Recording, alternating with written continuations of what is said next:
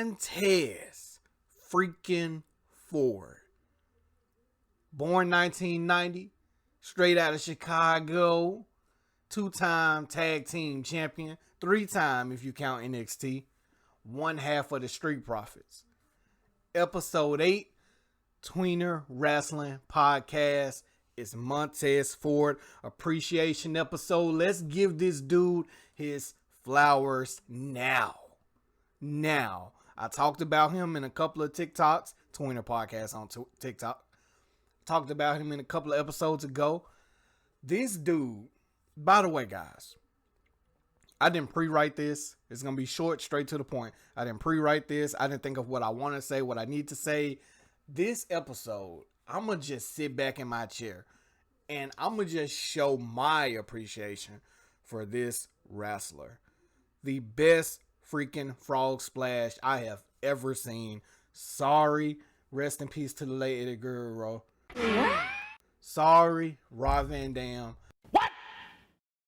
The altitude of this man's frog splash and the combination of the impact is freaking perfection. But that is not what I'm here to talk about. I'm here to talk about how mind-blowing this guy is. Now, before we really get started, guys, if you guys are listening to this on Apple Podcasts, Spotify, I would greatly appreciate it if you follow the channel, if you're not already, and whatever type of rating system your platform you're listening to is on. If it's Apple, drop down, give you 5 stars. I believe Spotify does the same thing. Let's get this podcast really popping, guys. It's for the fans, by a true fan. If you guys ever want to be on an episode of the Tweener Wrestling Podcast, just go to podcasttweener@gmail.com, hit me up, and you guys are guaranteed to be on the episode, as long as you keep it cool, keep it clean, no disrespectful shit, all right? Also, if you're watching this on YouTube, go to the comments, let me know how you feel about Montez, and let's go. Let's get into this. So, I'm going to sit back on this one.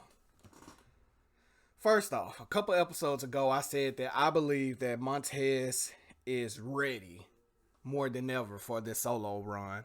We're a couple of days removed from the Elimination Chamber, which was one of the best chamber pay-per-views probably ever. I was going to say in recent memory, but probably ever. One of the top tier ones.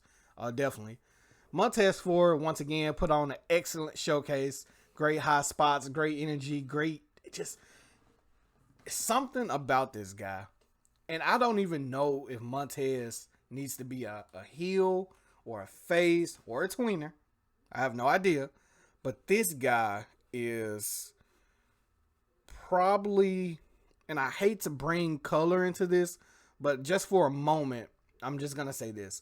Montez Ford is probably the best African-American entertainer, sports entertainer I have seen since Dwayne "The Rock" Johnson. I don't know what it is about this kid. I didn't initially see it when I first saw the Street Profits get their call up, because I didn't watch them in NXT.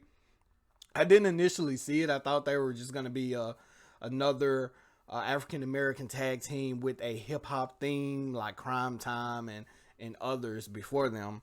I just thought they were just going to be a gimmicky tag team. But then, I don't know when, dude. I just started to see Montez. I started to see more than just what probably, I hate to say it, Vince McMahon saw in him. This guy. Anyway, before I get too emotional about shit, because when I tell y'all I fucks with dude, I fucks with Montez Ford. Tough. So what I think WWE should do is this year, I think he has the potential to be breakout superstar of the year. I think Pro Wrestling Insider, I'm not sure when they do their ranking, but I think he has the potential to be breakout superstar of the year. Sami Zayn might end up getting superstar of the year, but breakout superstar of the year, definitely in his future. If they do this shit right. I think, my personal opinion, you need to insert Montez in the Money in the Bank. Only because as much as I love him, at the moment, I can't see him winning something as big as the Royal Rumble at the moment. And I don't really want to see him get mixed up in the U.S. title picture because I want him to be bigger than that, and I don't want him to just have a U.S. title run and then go back to the tag team division. It would be cool to see him with the IC title, but the IC title pretty much done lost its prestige, in my opinion. Gunther's doing a great job of trying to restore it, but I think that they should put it on somebody bigger than Gunther and then have that bigger superstar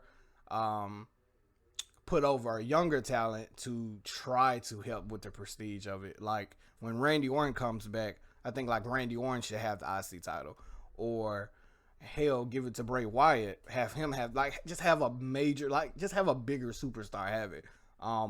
This gonna sound weird, but I wouldn't even mind seeing Brock Lesnar with it just to restore the prestige of it.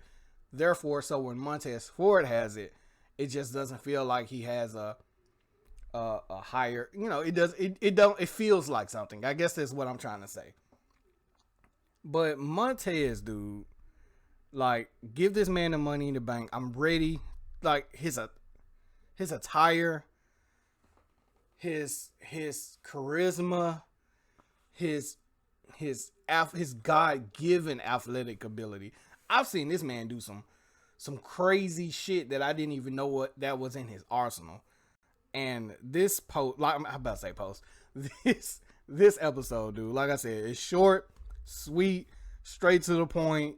Bro, you are a living legend, a soon to be living legend. You are a freaking GOAT, dude, and keep doing what you're doing. I pray the WWE do not drop the ball on you. I think this year, after WrestleMania, WWE has a unique opportunity to build you into a major player.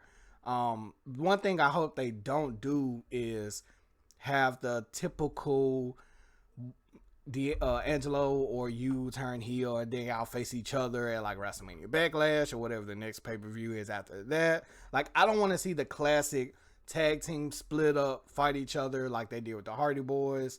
I'm not sure if they ever did it with the Dudley Boys. They did it with Edge and Christian. They do it with so many tag teams. Like, I don't want to see that. Like, can we just have something similar to the New Day where Kofi was able to accomplish his dream as WWE champion? Big E was able to accomplish his dream as WWE champion. Xavier was able to accomplish the King of the Ring. Not sure if that was a dream, but they all did individual things without breaking up the group, without somebody turning on somebody. They were there to celebrate each other. So I don't want to see the Street Profits necessarily break up.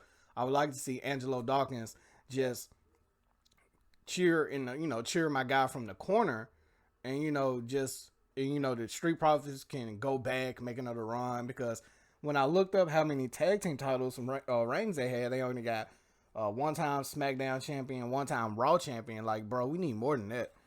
I need at least give me a good 5-time tag team champions. And then I would like to see Montez as a WWE champion, of course, at least twice. And, he can have a couple of IC title runs too, but at least a 2-time WWE champion. Then as far as Angelo, I used to shit on my guy. But then when they took that little break, I think Angelo was hurt. And he came back. My boy was in shape. His promo skills were better, in my opinion. And it seems like, I know he took it serious before, but it just seems like he's taking it more serious now. So definitely don't leave my boy in the shadows. Don't leave him behind. Give this man a U.S. title run. I would like to see Dawkins with the U.S. title run. So give it to him. Give it to him, most definitely. But anyway, like I said, this episode is very short, very quick, very straight to the point. I did not write this. That's why it's a little bit all over the place. But I just wanted to let y'all know my appreciation for Montez Ford and what I think WWE should do with him this year. Because I promise you, I really think this can be the year of Montez. I really think the crowd can get behind him. I don't want to see him as a heel because he's tied to Bianca, and Bianca's not a heel. Even though they're not tied to each other on screen is, you know, kind of like behind the scenes type of thing, they're still tied to each other. So I don't want to see him go heel, but then she's a face. It's a little weird to me. So keep him as a face. That Elimination Chamber attire was fucking fire as fuck too.